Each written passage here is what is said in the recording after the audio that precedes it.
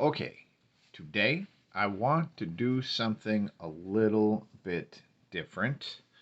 So I want to look at crypto, and we're looking at crypto basically between now and the full moon. So that's, roughly 2 weeks, maybe a little less. And just looking at any big dips or any big, risings of the perceived value, any big news or like whatever the fuck. So, what I'm doing today, crypto has been a really tricky topic to do readings on. And what I'm going to do here, this is my Deviant Moon deck. This is my Russian Deviant Moon deck. Now, I've shuffled them both already, but I might shuffle them a little bit more and like do a cut on each of them. But I think it'll be interesting basically to get a second perspective because either I mistranslate a lot of the readings on crypto, um, or well, no, that's probably pretty much just the deal. I mistranslate these cards a lot. So having a second perspective, but not with a completely different deck. This is still the Deviant Moon deck. It's just a physically different deck, and that one is written in Cyrillic. The card stock is a little thicker too. Anyway, let's just see what happens. So we're looking at crypto and what we could possibly have going on between now and the new moon. So it's like 2 weeks, and let's just see. Whoop. Alrighty. And when we do this, we're pretty much looking at Bitcoin mostly. I might branch off from there, but we're looking at Bitcoin because everything else tends to follow Bitcoin. So we're going to try to keep these super simple because I feel like part of how I've fucked up in these readings before is just by trying to make them too complicated.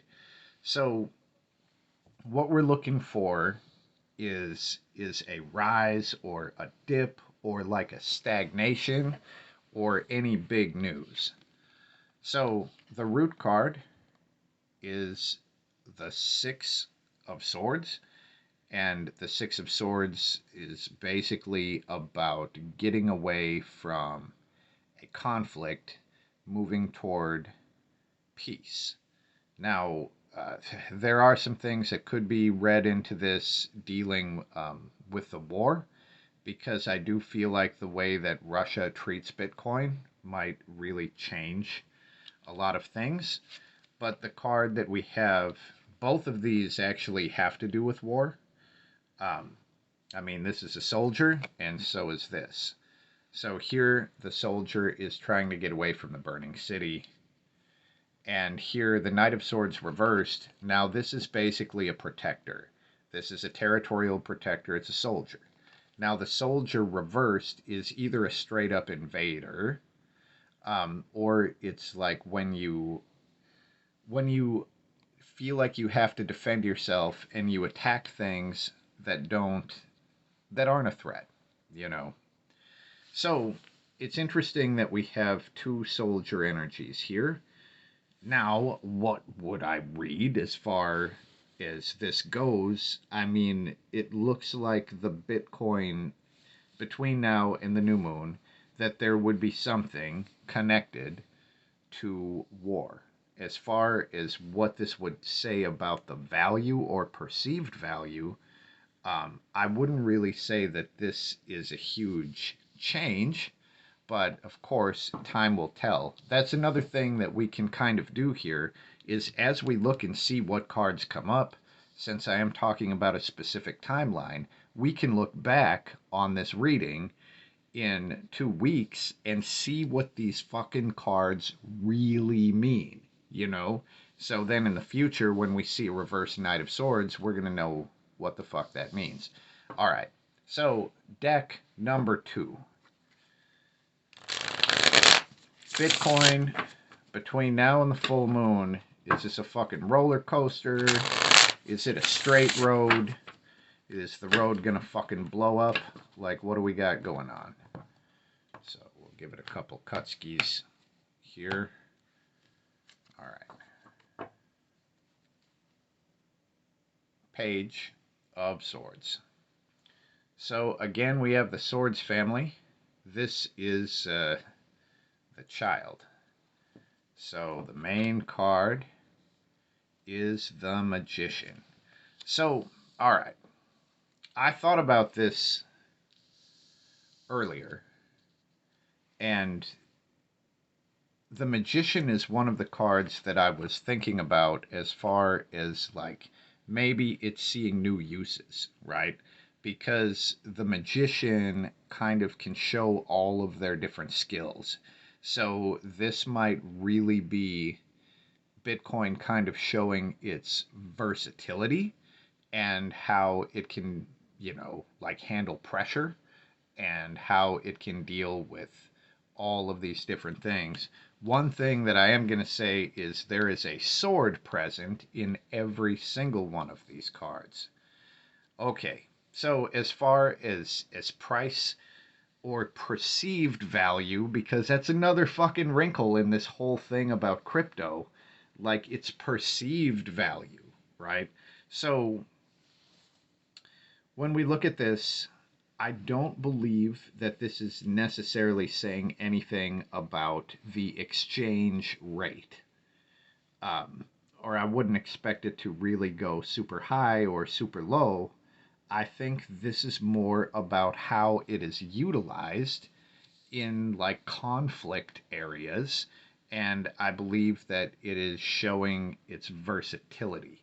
Now, I'm going to pull another card, and this is going to be, let's just try to show the highest performing or the greatest growing cryptocurrency in this same time frame. So over here we get the Hermit. And let's just see what we get on this side. The reversed Judgment card. Okay. Now, as far as this specific one goes, I mean the Hermit, so it's a 9, and this is basically up to each one of us to try to figure out which fucking crypto this is talking about, or if maybe none of them grow, right? But we can use our intuition to try to figure this out, and in 2 weeks we can look back and see what the fucking Hermit actually means. So we get the Hermit, it is a 9, and this is mostly about, it's very much self-centered. This is a card of me, and it's a card of you, like what is inside of you. It's not a card of society, it's a card of like individual knowing. And over here we get the reversed Judgment card. So this one is a 20. And here's the angel blowing the horn of judgment, and there's all the people that are like, oh my god, now I have to face for all the shit that I actually did.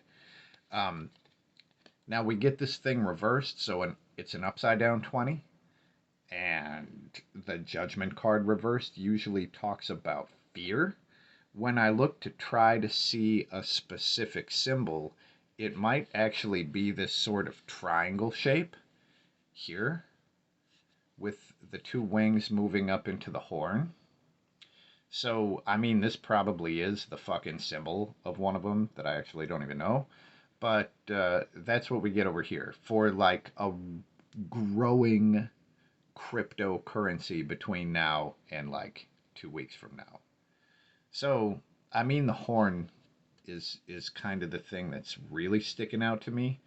So, we'll see. Like, time will tell. But that's what we get. I want to do this.